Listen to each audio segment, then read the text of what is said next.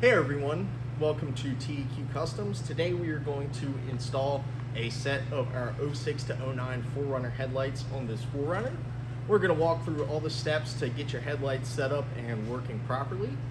So first we are going to need to be able to take the stock headlights out. So we're going to take the two bolts off of the inside of this bumper in the fender well, and then there are some clips up top and then two more bolts on the other side, and that's going to free up the top of the bumper. We don't need to take the bumper all the way off, we just need to pull it back a little bit to give us access to the bolt in the corner over here. When you do pull it out, it's going to be helpful if you have a rag or cloth to put between the corner of the bumper and the body, just to ensure you don't scratch your paint or anything like that. But once you get the bumper pulled out, you'll have access to the four headlight bolts. You have two up top, one down here on the inside, and then you have one in the corner over here. And you can go ahead and unplug everything from the back of the headlight and pull the headlight right out. So the first thing that we're going to install for the new headlights is our wiring for the halos. If you have switchback halos, which are our standard halos, you will have a little gold driver like this, one per halo, and there are three wires coming off of this switchback driver. You have a black wire, which is ground. You have a yellow wire, which is power for the amber function, and then you have a red wire, which is power for the white function. Now, this can be connected in a couple different ways. You will need to reuse this little stock wiring harness from your factory headlights, and this powers the turn signal bulb, which on some vehicles is also the DRL, and the parking light bulb. If you do not have DRLs, it is possible to run the halos pretty easily as a turn signal. So what you would want to do is you would want to connect the red wire from the halo driver to the green wire on the little factory harness. You would want to connect the black wire to the white wire with the black stripe on the factory harness, and then you would connect the yellow wire to the red wire on the factory harness. And what that would allow you to do is when your parking lights are on, the halos will be white, and when you turn your turn signal on, they will flash amber and then go back to white once the turn signal is turned off. If you do have the DRL function, that complicates things a little bit. We do not recommend using the turn signal function with the DRL function on the vehicle. It is easiest to just disconnect or disable the DRL. That can be done a couple different ways, but the most common way is to use TextStream to just go into the vehicle and turn it off. It takes about 2 minutes to do. It's super easy. So any Toyota specialist shop, dealership, anything like that, that will have the TextStream software, which is the Toyota diagnostic software, will be able to disable that DRL function for you. If you do disable the DRL, you can install them the exact same way as before. And another way you can install them is to just do the amber to this red wire and the black to this white wire with the black stripe. And what that will do is, if you still do have the DRL function, that will run amber as a DRL and a turn signal. So it will actually switch automatically, just like this bulb does. From the DRL to turn signal function. You can also just do the amber to the parking lights or the white to the parking lights, which again is this green wire for power, and then the same white wire with the black stripe for ground. And that allows you to select on and off with the headlight stalk and not have the halos on all the time if you don't want to. If you have color changing or RGB halos, you will have one of these RGB controllers with your headlights. These have two black leads, sometimes four black leads coming off of them, and four wires coming out of the other end. The black leads are what is going to connect to the halo in the back of the headlight. And then these 4 wires are what you are going to tap into the vehicle's function.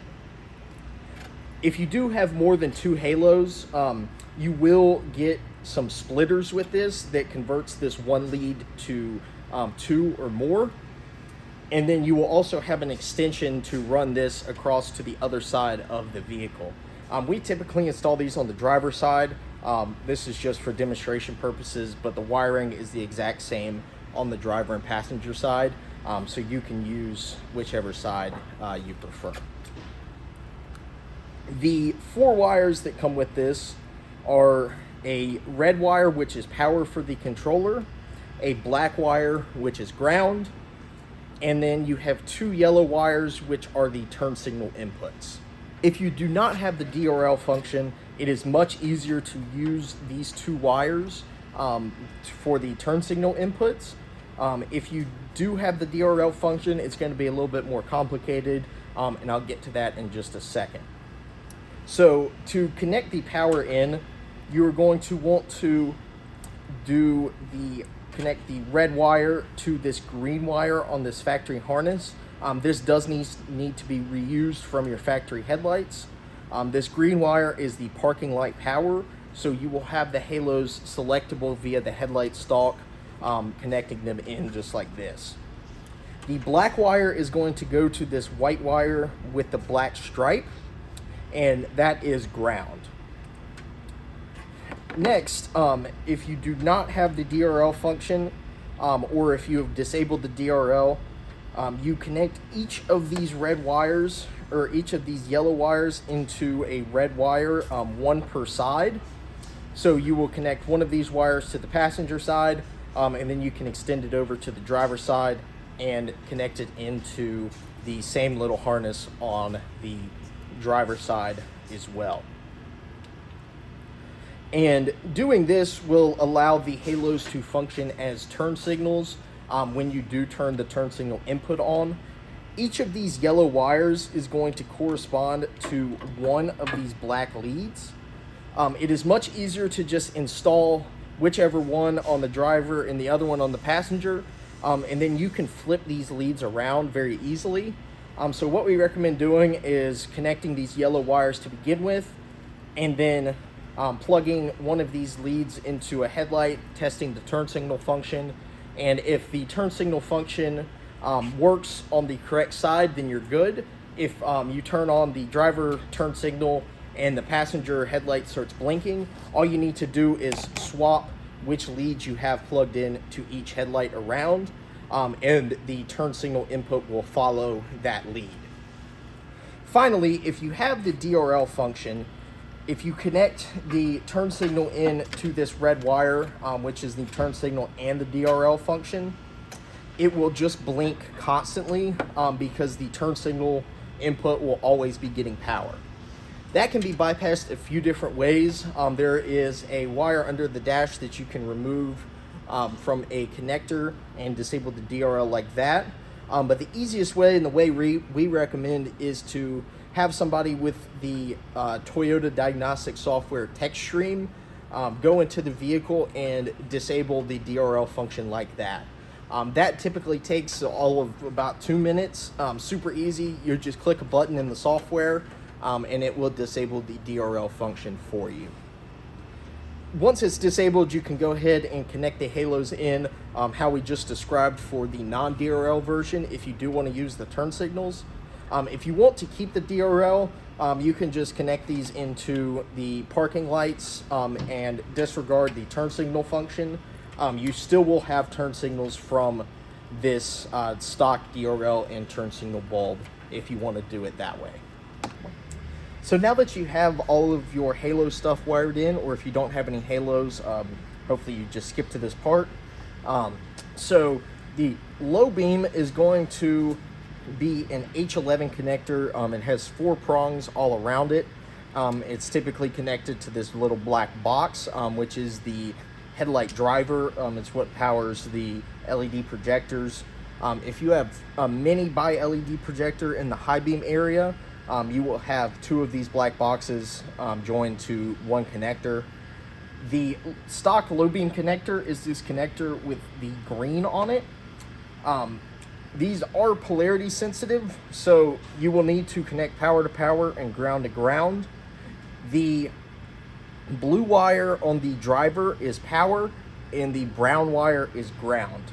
On the vehicle, typically the brighter color wire is going to be power. It changes a little bit based on model year and all of that, and trim. So just look at your wires. If, like on this connector, we have a red wire with what looks like a green stripe, and then a white wire with a black stripe. The white wire with the black stripe is going to be our ground. So we're just going to plug that right in. And then finally, you will have a high beam connection. And this high beam connection is also polarity sensitive. You have a red and a black wire. Red is power, black is ground. On the stock wiring for the high beam, on a lot of these vehicles, you actually have 2 red wires. So you may just need to plug it in, test it, and if it doesn't work, you can just flip the connector 180 degrees to reverse the polarity from the headlight. So if you plug it in like this, it doesn't work, you just flip it 180 degrees, and then you have power and ground flipped in the connector, and then you can go ahead and test again and see if everything works. Once you have everything in, tested, good to go, you can go ahead and bolt the headlight back in. Once again, you have the 4 bolts. You have 2 on top, 1 down here on the inside, and then the 1 corner bolt behind the fender. So the final thing you're going to want to do before you're done is adjust your headlights. So the basic process is you want to back up about 20 to 25 feet away from a wall or flat surface, something like that.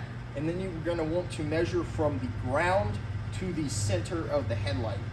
There's actually a little dot on the lens that marks the center point of the headlight.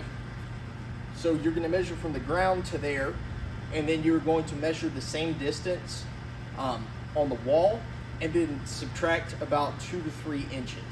So let's say you're 36 inches off the ground at the center of the headlight. You're going to want to be about 34 inches on the wall. The actual adjuster is down on the back of the headlight. It's in the lower half of the headlight, right in the center. There is another adjuster, but that is just the left and right adjuster. You should not need to mess with that one at all. So you can take a screwdriver and put it down. You'll see there is a little guide on the back that will allow you to get the screwdriver in the teeth of the adjuster. And then to adjust the headlight up, you're going to want to turn the screwdriver right, which then turns the adjuster left.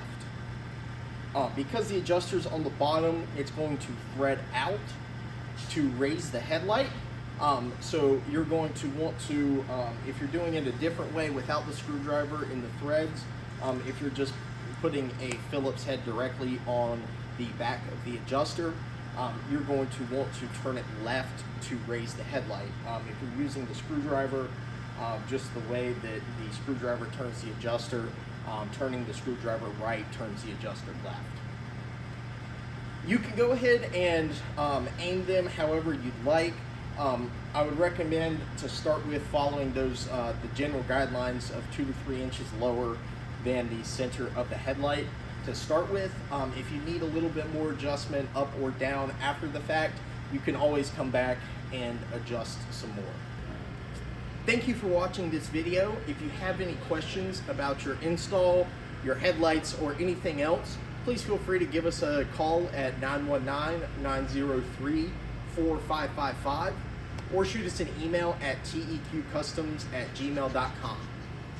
If you have pictures of your headlights, install, anything like that, please feel free to email them to us, and we would love to share them on our social media.